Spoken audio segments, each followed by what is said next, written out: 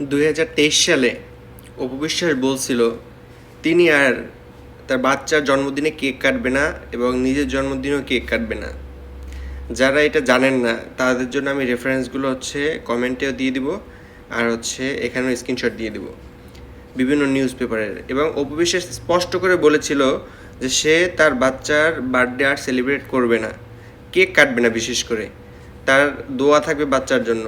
মানে তখন খুব ভালো সাজার জন্য মানুষের কাছে, বা তখন একটু শাহিব খানের নামে ব্লেম দেওয়ার জন্য, ঠিক আছে, শাহিব খান আসে নাই, কেক কাটে নাই, তো এই ব্লেমটা দেওয়ার জন্য শাহিব খানের উপরে রাগ ক্ষোভ ঝাড়ার জন্য শাহিব খানের উপরে 2023 সালে সবাই মনে করে দেখেন যারা জানেন, অপু বিশ্বাস কিন্তু বলছিল যে সে আর কেক কাটবে না বাচ্চার জন্মদিনে।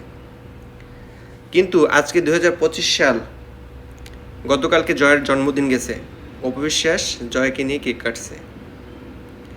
তো অপু বিশ্বাসকে যারা পলিটিবাজ বলে, যারা সুবিধাবাদী বলে, ঠিক আছে, তারা কি ভুল বলে কিনা আবার প্রমাণ করলো অপু বিশ্বাস।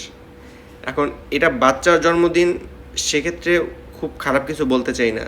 জন্মদিনে মা জন্মদিন পালন করবে, এটাই স্বাভাবিক, কেউ পালন করবে কেউ করবে না। কিন্তু আপনি যখন একবার বলবেন যে সেলিব্রিটি হয়ে একদম মিডিয়া ঘটা করে বলবেন যে আপনি বাচ্চার বার্থডে আর কি কাটবেন না, তো তখন ওই দোষটা কেন কাটবেন না, কি হয়েছে, তার শাকিব খান আসে নাই, বা বাবা বাচ্চাকে বার্থডেতে সময় দেয় নাই, কেক কাটে নাই, এই জন্য সে মন খারাপ করে এটা বলছে, এই ধরনের তখন অনেক কথা হয়েছে শাকিব খানকে নিয়ে। তো আপনি যখন একজনকে ছোট করবেন একটা বিষয় বলে, আপনি যখন বড় হবেন, আপনি বলছেন যে আপনার দোয়াই আপনার ছেলের জন্য থাকবে সব সময়, কেক কাটাটা বড় ফ্যাক্ট না। তো আজকে আপনি কেক কাটলেন, তাহলে আপনি আপনার কথার বরখেলাপ করলেন, তখন আপনি শাহিব খানকে ছোট দেখাইছেন, বা ইনডাইরেক্টলি বলছেন, বুঝাইছেন। আজকে আপনি কেক কাটলেন, কেকের ছবি দিলেন, আপনার কথার দামটা কোথায় রইল? ওই যে মানুষ বলে 6 মাস হিন্দু 6 মাস মুসলমান, আপনি যখন 6 মাস মুসলমান থাকেন ভুলে যান আপনি হিন্দু, আবার যখন হিন্দু হন ভুলে যান আপনি পিছনে মুসলমান ছিলেন। আপনি ভুলে যান যখন মানে আওয়ামী লীগ থাকেন, তখন ভুলে যান যে বিএনপি বলে কোনো দল আছে। যখনই আওয়ামী লীগ চলে গেল আপনি বিএনপিতে চলে গেলেন, ভুলে গেলেন আওয়ামী লীগ ছিল পিছনে।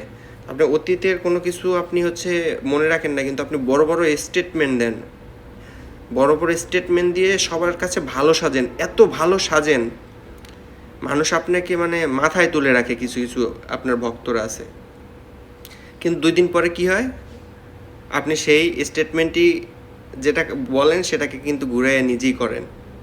ওই যে বুবলি আর ইকবালকে নিয়ে বলছিলেন না, শাকিব খানের যারা শত্রু তাদের সাথে আপনি ওঠা বসা করেন না।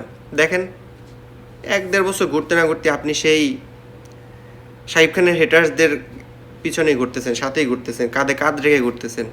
মারিয়া কিস্টোপ্পা, আব্দুল আজিজ, ঠিক আছে, এদের সাথে আপনি ঘুরতেছেন। তো আপনার স্টেটমেন্ট সবসময় দেওয়ার আগে চিন্তা করবেন যে আপনি এই স্টেটমেন্টটা আসলে আপনি পরবর্তীতে মানে ধরে রাখতে পারবেন কিনা। শুধু মানুষের কাছে ভালো সাজার জন্য একটা মিথ্যা কথা বলে বড় হলেন, এখন ফিউচারে কিন্তু ধরবে আপনাকে সবাই। এই যে আজকে আপনাকে ধরলাম, এরকম কিন্তু ধরবে অপু বিশ্বাস।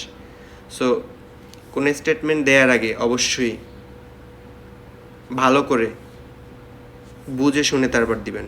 ফালতু স্টেটমেন্ট দিয়ে বাচ্চাটার বার্থডেটা নিয়ে মানুষ যদি ট্রল করে, সেটার দায়ভারও আপনার, ঠিক আছে।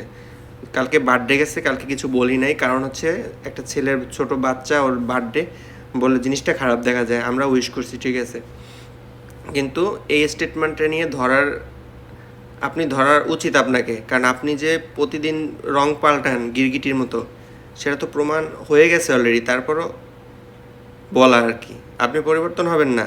এখন আবার ইন্টারভিউতে এসে সুন্দর সুন্দর কথা বলেন, মিষ্টি মিষ্টি কথা বলে অন্যকে ছোট করেন, নিজেকে বড় করেন, আমি এইটা ওইটা, ঠিক আছে, কিন্তু দিন শেষে কি আপনি ওইটা করেন যেটা দিয়ে মানুষকে ছোট করে দেখান না, সেটা আপনিই করেন পরে আইসা, যখন ভুলে যান, মেমোরি থেকে ওটা চলে যায়, ঠিক আছে। কিন্তু আমাদের মেমোরি থেকে কিন্তু এটা চলে যায় না, আমরা কিন্তু এটা ভালো করে মনে রাখি। অপু বিশ্বাস এত সুন্দর একটা কথা বলছিল, সেটা মেনে চলে কিনা। তারপর কিছুদিন পরে সেটা নিয়ে আপনাকে সাইজ করা হয়।